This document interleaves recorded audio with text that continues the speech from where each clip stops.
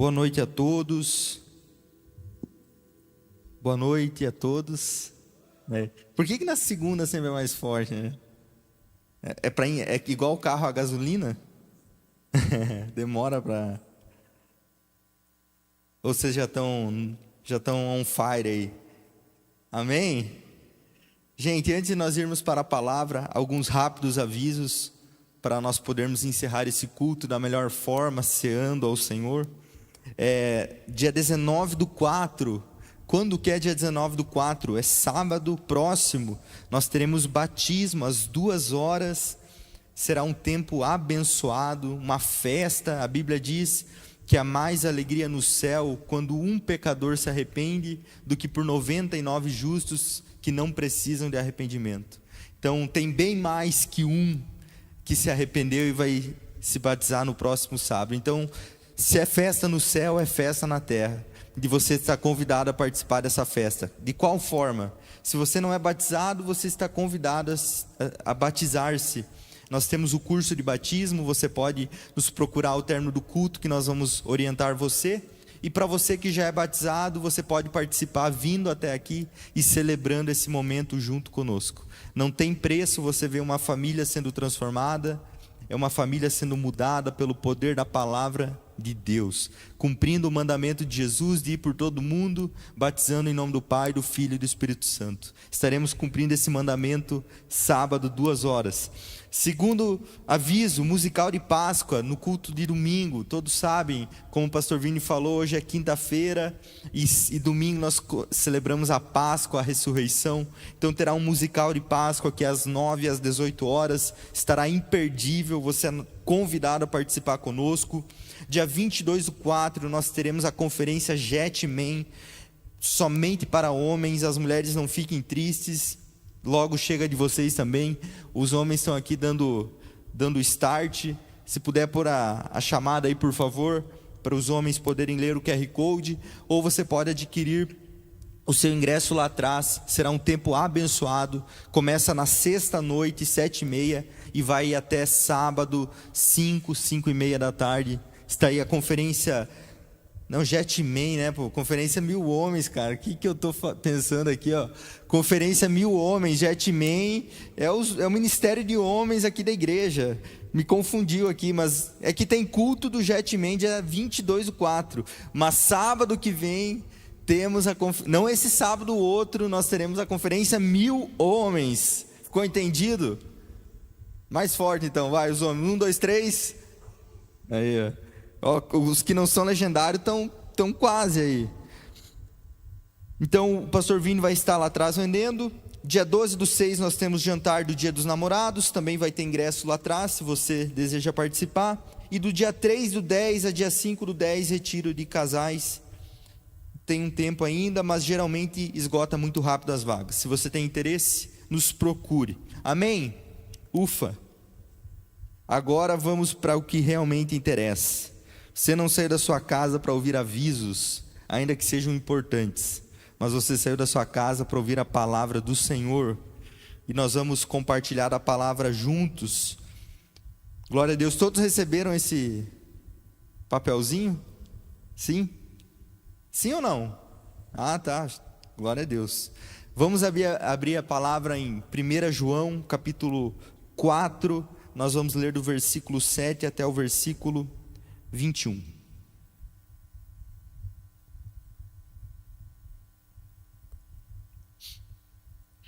A Bíblia diz assim: Amados, amemo-nos uns aos outros, porque o amor procede de Deus, e todo aquele que ama é nascido de Deus e conhece a Deus.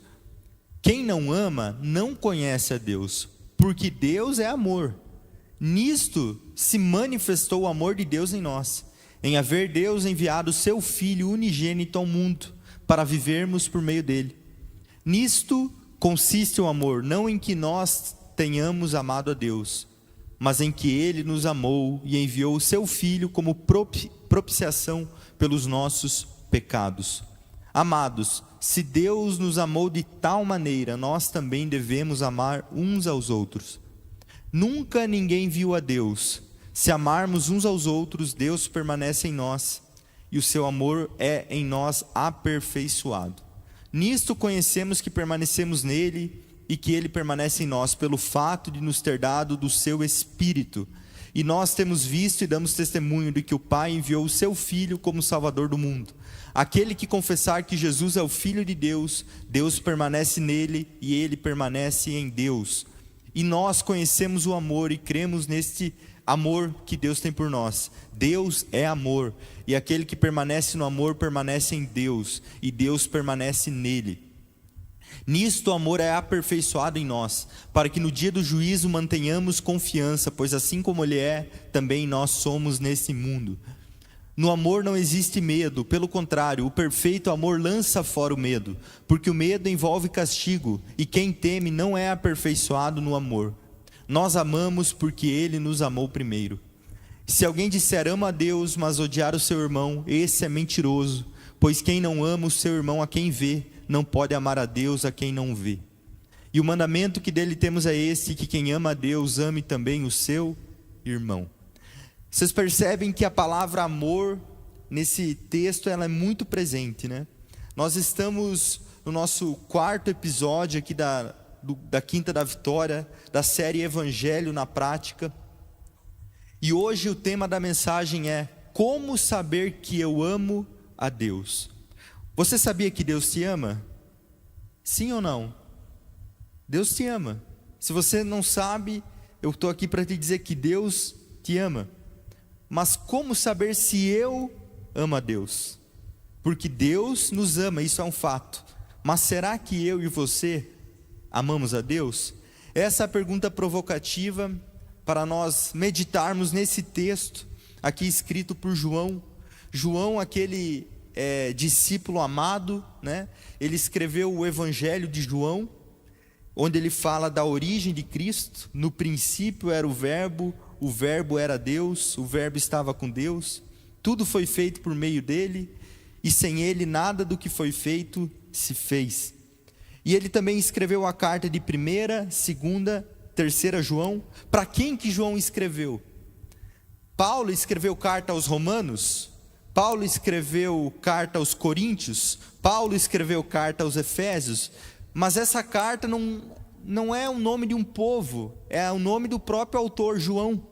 Por que o nome é o próprio autor João? Porque João não endereçou essa carta a um público em específico. Essa é uma carta católica conhecida. Por que católica? A palavra católica significa universal. Então, a carta de João é uma carta católica, ela é universal, ela foi escrita de forma abrangente. Se no Evangelho de João ele parte do princípio da origem de Deus, aqui João ele escreve essas cartas para que eu e você entendêssemos a forma que eu e você devemos viver a nossa vida. Olha como ele começa 1 João: o que era desde o princípio, o que ouvimos, o que vimos com os nossos olhos, o que contemplamos e as nossas mãos apalparam a respeito do Verbo da vida. Então João está falando aquilo que é a origem, Deus. Nós vimos, nós apalpamos, nós conhecemos Ele. E é sobre Ele que eu estou escrevendo essa carta. Então essa carta é para que nós entendamos a forma de viver o amor de Deus.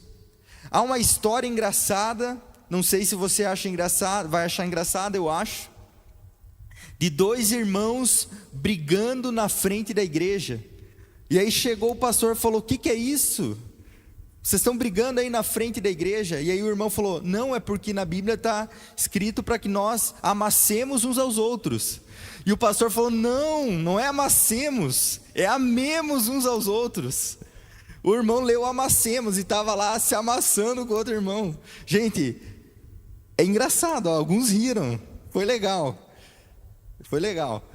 mas o propósito é que a gente entenda, porque um erro de entendimento pode fazer com que as nossas práticas não sejam corretas. Então essa carta foi escrita com esse propósito. E João, depois de Paulo, ele foi o homem que mais escreveu livros no Novo Testamento. Ele escreveu 5. Como eu falava, o Evangelho de João, 1ª, 2ª e 3ª João, e também o livro de Apocalipse, onde ele fala dos acontecimentos futuros. Olha que privilégio esse homem teve. Ele viu o princípio, ele viu o verbo encarnado, e ele também viu a vinda de Jesus. E nós cremos em tudo isso, mas para isso nós precisamos aprender como viver o hoje, como viver o presente, como viver o agora. E essa é a proposta desse texto, que nós entendamos a essência, que nós entendamos o porquê, o como fazer. Vocês estão comigo? Então vamos juntos para o versículo 7. Algo para se destacar antes de nós lermos o 7. O amor de Deus, ele é a única coisa capaz de transformar a história humana. O homem, ele já tentou de muitas maneiras, muitos métodos, muitas ferramentas, muitas formas mudar a sociedade. Um novo conceito, uma nova ideologia, um novo homem, uma nova ideia. Mas tudo acaba culminando no mesmo lugar: divisão, guerra, rumores de guerra, como a Bíblia diz, conflitos de interesse, conflitos de ideia. Mas a única coisa realmente capaz de mudar a história da humanidade é o amor de Deus. E é sobre isso que esse texto diz: amados. A palavra amor aqui é fortemente presente. Amemo-nos uns aos outros. Não é amassemo-nos, é amemo-nos. Porque o amor procede de Deus, e todo aquele que ama é nascido de Deus e conhece a Deus. Gente, o amor procede de Deus, o amor vem de Deus. Deus, ele é a fonte do amor.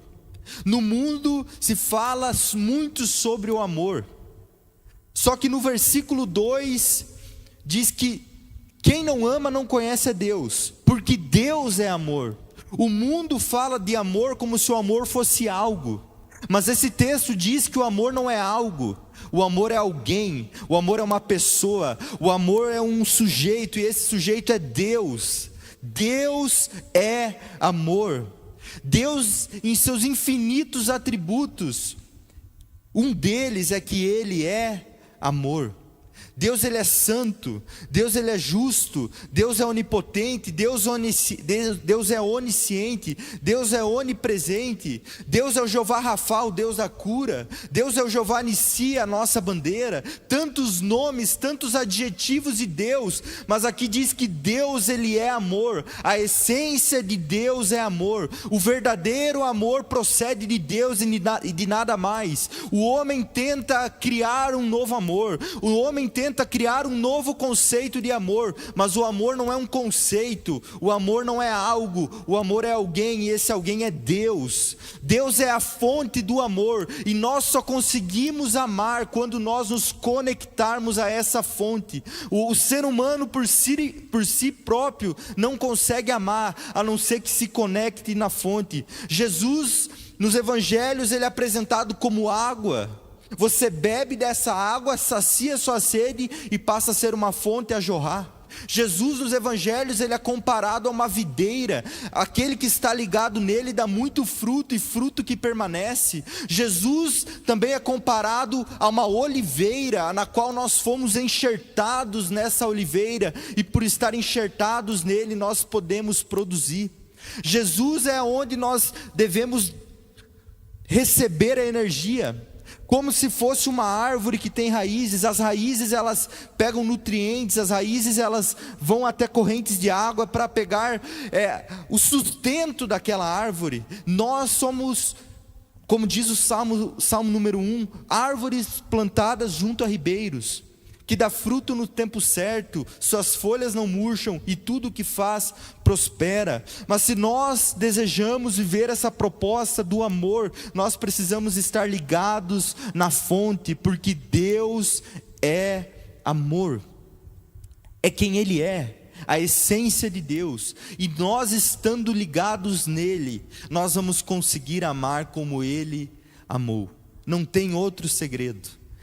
A nossa natureza não é de amar, é egoísta, mas quando Deus entra no coração de alguém, o amor dele começa a trabalhar. Versículo 9. Deus não só é a fonte do amor, Deus não só é amor, Ele manifestou o seu amor em haver Deus enviado o seu Filho unigênito ao mundo, para vivermos por meio dele. Versículo 10. Nisto consiste o amor, não em que nós tenhamos amado a Deus, mas Ele nos amou e enviou o seu Filho como propiciação pelos nossos pecados. Deus é amor, e esse amor gerou uma ação, a entrega do seu Filho. Você pode pensar, Deus é amor. Deus não poderia simplesmente, eu amo a minha criação, eu vou olhar para todos os erros, todos os pecados, todas as falhas que o ser humano cometeu, assassinatos, guerras, mentiras, e a lista vai. Eu vou esquecer tudo isso e vou trazer o ser humano para perto de mim. Afinal, eu amo o ser humano, eu amo a minha criação. Deus, se fizesse isso, Ele estaria negando um dos seus atributos, que é a justiça, porque a Bíblia diz que Deus é amor, mas também diz que Deus é justo. Deus é o justo juiz. Você imagina um tribunal onde estava ali um homem, uma mulher, que foi pego cometendo um crime. Pensa num crime aí cabuloso, talvez um assassinato, ou talvez outra coisa. Pensa aí com a sua cabeça, chegando diante de um juiz. O juiz, sabendo que aquela pessoa foi pega fazendo aquilo, o juiz fala: olha, eu gostei de você, pode ir que está tudo certo. Você falaria que esse juiz é bom ou é ruim? Ruim, porque o ser humano também, além de ter uma semente do amor plantada por Deus, tem a semente da justiça. Por isso que nós nos revoltamos quando nós vemos tantas injustiças, porque Deus é justo, e a Bíblia diz que Deus nos criou à sua imagem e semelhança. Fica comigo. Então, Deus, Ele não poderia somente ignorar os pecados, porque a Bíblia diz que o salário do pecado é a morte. Aonde há pecado, há consequência. A Bíblia diz: Deus não se zomba, aquilo pois que o homem semear, isso também ceifará. Nossos atos, nossos pensamentos, nosso coração é inclinado para o mal, e o salário, o nosso merecimento seria a condenação, a não ser que o Filho de Deus viesse até a terra e morresse pelos nossos pecados, o sacrifício perfeito, feito de uma vez por todas, não sendo mais necessário o derramamento de sangue de animais, mas o sacrifício do homem justo, 100% homem, 100% Deus. Nisto se manifestou o amor de Deus, não em Deus ter esquecido o pecado de todo mundo. Olha, gente, esqueci, nem lembro mais, pode vir e vamos nos relacionar, que esse é o interesse de Deus. Não foi assim. A Bíblia diz que nisso manifestou-se o amor de Deus, ao entregar o seu próprio Filho.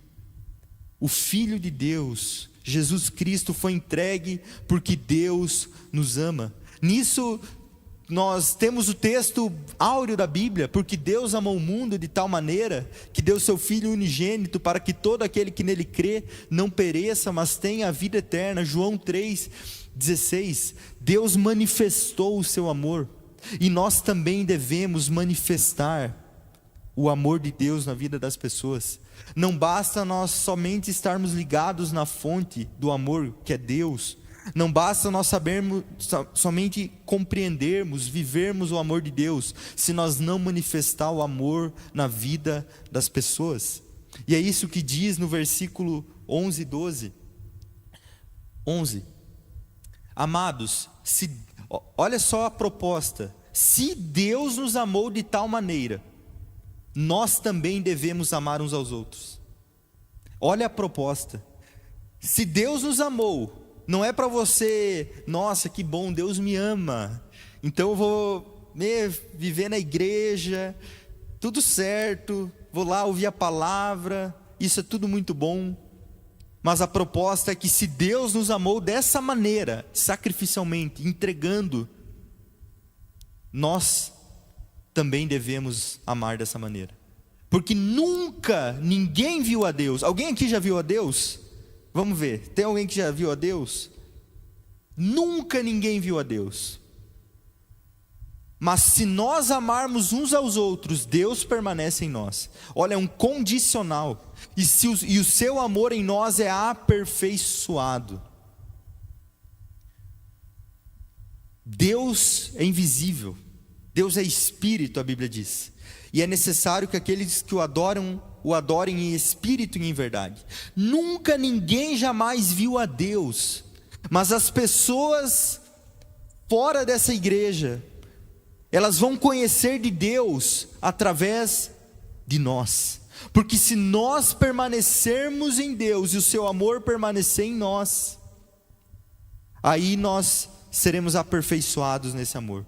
Aí as pessoas irão conhecer mais de Deus. Mas eu pergunto, será que as pessoas ao olhar para a igreja hoje, elas se sentem inspiradas pelo amor de Deus? Ou elas se sentem repelidas por aquilo que elas veem? Qual testemunho nós temos dado para as pessoas que não pisam aqui dentro? Como a nossa vida tem denunciado o amor de Deus fora daquelas portas? Será que as pessoas olham para nós e falam: meu Deus, eu estou constrangida pela forma como aquela pessoa vive, ou pela forma que aquela pessoa me trata, eu quero conhecer do Deus dela? Ou será que as pessoas olham para nós e falam: essa pessoa ela fala, mas ela não vive, eu não quero me aproximar nem dela, nem do Deus dela, nem da igreja dela? Porque a Bíblia diz que ninguém nunca viu a Deus. Deus se revelou, Jesus Cristo veio à terra, e a Bíblia diz que nós devemos amar como Ele nos amou. Assim sabemos que permanecemos nele, Ele em nós, por Ele nos ter havido dado o seu Espírito. E nós temos visto e testemunhado o que o Pai enviou o seu Filho como Salvador do mundo. Aqui João está falando que eles viram fisicamente, viram Jesus, andaram com Jesus, eles testemunharam daquilo que Jesus fez, dos milagres, que o Pai enviou o seu Filho para salvar o mundo. Jesus é o Salvador do mundo. Todo aquele que confessa que Jesus é o Filho de Deus, tem alguém aqui que confessa, que reconhece que Jesus é o Filho de Deus? Então todo aquele que confessa, Deus permanece nele. Deus permanece nele. E ele, você em Deus. E nós conhecemos o amor que Deus tem por nós, porque nós já recebemos desse amor. E nós cremos nesse amor. Deus é amor, ele repete, Deus é amor. Quem permanece no amor, permanece em Deus. E Deus permanece nele. Nisto o amor é aperfeiçoado em nós, para que tenhamos confiança no dia do juízo, pois assim como ele é, nós também somos neste mundo. Assim como Deus é, olha o peso dessa responsabilidade. Assim como Deus é, nós também somos nesse mundo. Mas no início do versículo diz que nisto o amor é aperfeiçoado em nós. Como eu falei, o amor de Deus é a única coisa que pode transformar a vida de um homem e de uma mulher. Pode pegar o coração mais duro que existe na face dessa terra, a pessoa mais má, mais ruim que você conhece, ou que talvez a gente nem conhece. Se nesse coração o amor de Deus entrar, aquele coração vai ser aperfeiçoado pelo amor de Deus. Porque Deus, Ele é poderoso. O amor de Deus, Ele é poderoso. O amor de Deus, Ele é tão poderoso que Ele é capaz de transformar o coração mais sujo, o mais ímpio pecador, ou talvez o pecador de gravata, os pecados capitais, os pecados de colarinho branco, os pecados que aos olhos da sociedade é tudo bem, está tudo legal, é bonito.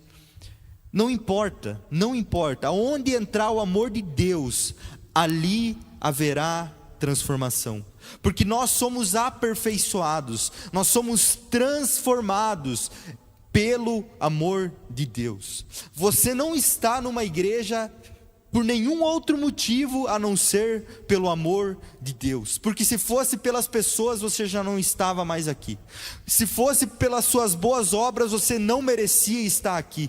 A única razão de você estar aqui é graça, é amor de Deus derramado em seu favor, e isso tem a condição de transformar a sua vida. Não importa se a pessoa do lado te machucar, a sua essência é o amor. Há uma história de um homem que estava tentando salvar uma cobra no fogo. A cobra estava ali no meio do fogo morrendo, e o homem tentando salvar aquela cobra. Ao tentar tirar ela de lá, a cobra picou ele. Aí ele, não satisfeito, tentou novamente, a cobra picou ele. Aí, não satisfeito, ele tentou novamente, a cobra novamente picou ele, até que alguém falou para ele o seguinte: para de ser bobo, cara, você vai ficar só se machucando ao tentar salvar essa cobra aí. Aí ele respondeu o seguinte: a essência da cobra é fazer isso, mas a minha essência é amar e ajudar, e isso não vai mudar quem eu sou. Pedro chegou para Jesus e pediu: Jesus, até quando nós devemos perdoar o nosso irmão? Até 7 vezes? Pedro perguntou assim: cara, eu vou sair por cima nessa. Jesus, até 7 vezes eu devo perdoar o meu irmão? Jesus respondeu: Pedro, até 70 vezes 7 você deve perdoar o seu irmão. Quanto dá 70 vezes 7? 490. Mas é por dia, não é para você contar, é para você perder a conta. Esse é o número de vezes que você deve perdoar o seu irmão, porque aí você vai estar manifestando, aí você vai estar exalando o amor de Deus. Jesus disse: eu não vim julgar o mundo, eu vim salvar o mundo, porque as pessoas serão julgadas pela própria palavra. Não precisa Deus julgar, Jesus julgar, ele falou que a palavra vai julgar, mas ele veio com um propósito: salvar e amar. Essa era a missão, esse era o propósito. Por isso que quando pegavam pessoas em adultério, por isso que quando Jesus sentava com pecadores, as pessoas da qual a natureza é acusar, julgar, falavam: olha com quem ele está sentado. Mas Jesus não se importava com isso, porque a missão dele era salvar o perdido, era alcançar o pecador, era restaurar a vida de pessoas. Jesus disse: eu não vim para quem é são, eu vim para os doentes, é para eles que eu vim. A natureza nossa é julgar, é falar do erro do outro, mas nós precisamos aprender de Deus, nós precisamos estar conectados no verdadeiro amor, porque isso vai fazer com que nós transformemos a nossa relação com o nosso irmão, a nossa relação com o nosso próximo. Às vezes você escuta histórias de pessoas dentro da igreja que você fala: não tem como acreditar que isso acontece dentro da igreja. Poderia acontecer fora da igreja, mas acontece dentro da igreja. É porque a pessoa não está conectada no amor, porque se ela está em Deus e permanecer em Deus, o amor de Deus aperfeiçoa, transforma, muda, e essa deve ser a nossa busca, esse deve ser o nosso objetivo: estar conectado na fonte, para ser aperfeiçoado por esse amor. Nós não tratamos as pessoas como elas nos tratam, nós tratamos as pessoas como Deus nos trata. Esse é o desafio. Você amar mesmo sem merecer. Jesus falou: se você amar quem te ama é fácil, é moleza. O desafio é amar os seus inimigos e orar por aqueles que te perseguem. Será que a gente é capaz disso? Será que a gente é capaz de ouvir essa palavra e ser praticantes dessa palavra? Porque a proposta nossa nessa série é pôr o evangelho na prática.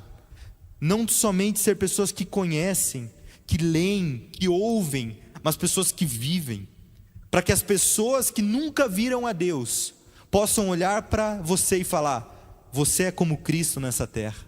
Porque diz no texto: assim como Ele é, também nós somos nesse mundo. Que responsabilidade! Será que as pessoas podem olhar para nós e falar: eu vejo Cristo em você? Porque isso deveria ser o objetivo de um verdadeiro cristão: ser parecido com Cristo. Porque o significado de cristão é pequenos cristos. Então, se você se autodenomina cristão, você deveria se parecer com o seu mestre, que é Cristo.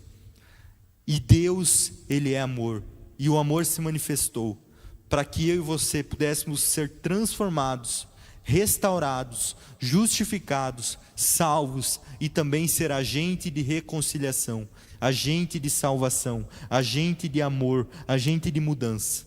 Versículo 18: no amor não existe medo. Isso é libertador. Pelo contrário, é o contrário, é via contrária. O perfeito amor lança fora o medo. O perfeito amor. Existem amores que não são perfeitos, mas o amor de Deus é perfeito. O medo envolve castigo, e aquele que teme, tem medo, não está aperfeiçoado no amor. Tem pessoas, eu acredito que não é você, talvez a pessoa da sua esquerda, você não, talvez o do seu lado, não, eu não. Pessoas que buscam a Deus por medo do que não buscar a Deus vai gerar de consequência na vida dela. Não, eu vou na igreja porque senão, né, meus pecados, meus erros, então eu preciso ir lá para dar uma equilibrada, para dar uma ajustada. Não, esse negócio de céu e inferno, né, eu vou lá, né, porque pelo menos estou na igreja, né, tô ouvindo a palavra, né, tô aqui. Mas não é isso. Não é isso o nosso relacionamento com Deus. Não é assim. Nós não nos relacionamos com Deus por medo. Não, eu tenho que ir porque senão vai dar ruim para mim. Não é esse nível de relacionamento que Deus propõe a nós. É um relacionamento de amor, de paz, de alegria. Para isso nós precisamos receber desse perfeito amor. Abrir o nosso coração e convidar Jesus. Jesus, transforma o meu coração, transforma esse coração amargo, esse coração rancoroso, esse coração mentiroso, transforma, Senhor. Não chame de problema aquilo que a Bíblia chama de pecado. Fala: Senhor, eu pequei, mas o teu amor pode ser aperfeiçoado na minha vida e lançar fora todo medo, toda condenação, toda culpa que pode me afligir. Por isso que a Bíblia diz que não há mais acusação para os escolhidos de Deus. Por quê? É Deus quem os justifica. Não é mais medido pelos seus atos de justiça, mas é medido pelo ato de justiça de Jesus naquela cruz. Um sacrifício perfeito, que nos encobre de todo o pecado. Nós precisamos se conectar a essa fonte, porque isso transforma, tira o medo, nos traz a paz que excede o entendimento. Aqui, versículo 4, 1 João 4,19, meu versículo favorito da Bíblia. A Rebeca sabe, a minha irmã fala que ela escolheu primeiro, mas eu escolhi esse texto primeiro. Eu falei que para mim é o favorito primeiro. Eu acho que eu nunca preguei esse texto, talvez no culto inglês eu preguei, mas esse é o texto da Bíblia que mais mexe comigo. Nós amamos porque Ele nos amou primeiro. Eu boto ele de senha, a senha do Wi-Fi lá de casa, quando você ir lá em casa, se um dia você ir, é 1 João 4,19. Só digitar lá, vai conectar com o Wi-Fi. Os dois, né? O Wi-Fi da casa, porque o amor de Deus se manifestou primeiro na nossa vida. Não é nós que encontramos a Deus, não é nós que amamos a Deus, é Ele que nos amou primeiro. E porque Ele nos amou, nós temos a condição de amar. Aí perde o mérito, porque quando você ama primeiro, você quer o mérito. Não, eu vim na igreja, eu busquei a Deus, eu encontrei Jesus. né? Fui eu que fiz. Não, foi Jesus que foi atrás de você. Foi Jesus que te encontrou. Era você que estava perdido. Era você que estava morto. Ele que te resgatou. Ele que te salvou. Ele te amou primeiro. É por isso que hoje você tem a condição de fazer isso por outras pessoas. É por isso que hoje tem salva-vidas aqui. É por isso que hoje existem pessoas que se disponibilizam a servir. Não porque elas querem alcançar o amor de Deus, mas porque o amor de Deus já alcançou. E porque ela entendeu que o amor de Deus já alcançou ela entende que também agora ela precisa amar, porque a consequência de alguém que recebe o amor de Deus é que essa pessoa ama. E aqui nós chegamos no ponto, a pergunta do tema da mensagem: como saber que eu amo a Deus? Já ficou muito óbvio, né? O porquê, como saber que nós amamos a Deus. Mas o versículo 20 aqui ele é claro. Se alguém disser eu amo a Deus, mas odiar o seu irmão, esse é mentiroso. A Bíblia, gente, às vezes a gente tenta ser polido, mas a Bíblia ela é reta, a verdade é reta. Pois quem não ama o seu irmão a quem vê, não pode amar a Deus a quem não vê. Deus, nunca vimos a Deus.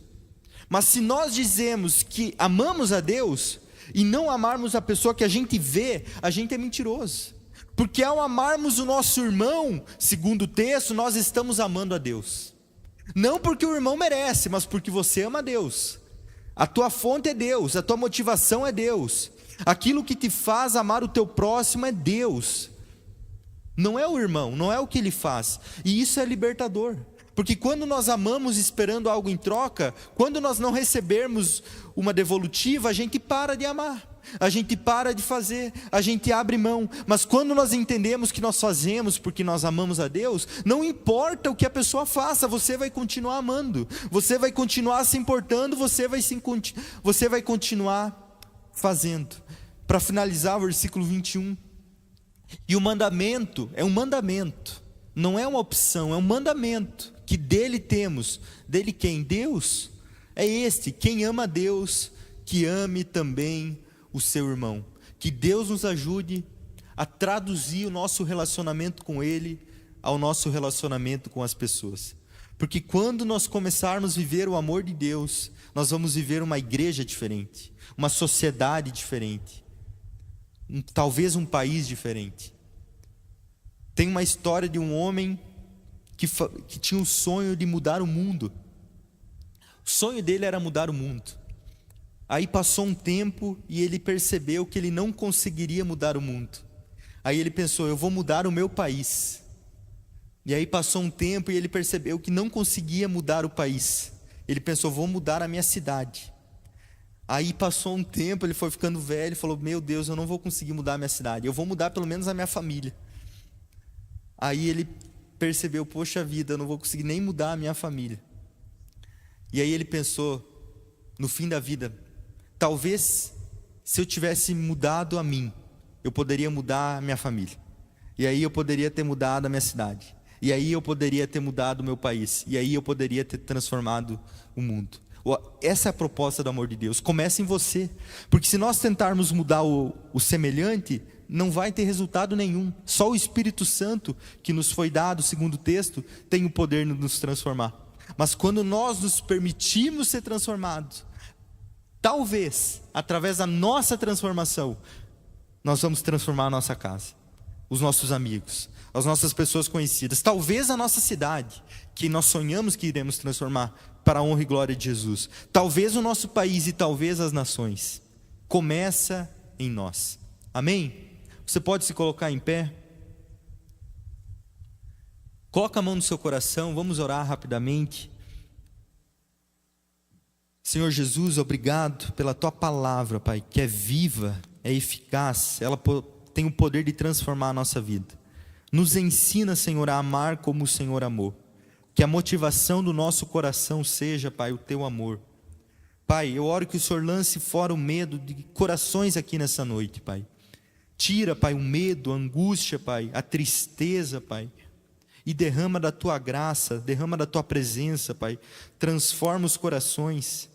Pai, se tem algum coração que deseja receber o Senhor nessa noite, e confessa Jesus Cristo, que a salvação possa entrar na vida dele nessa noite, porque segundo a tua palavra está escrito que aquele que crê com o coração e com a boca confessar, esse será salvo. Nós desejamos o teu amor, Pai, nos ajuda, é o que nós oramos, no nome poderoso de Jesus. E a igreja diz, amém, glória a Deus. Glória a Deus, pode aplaudir o Senhor.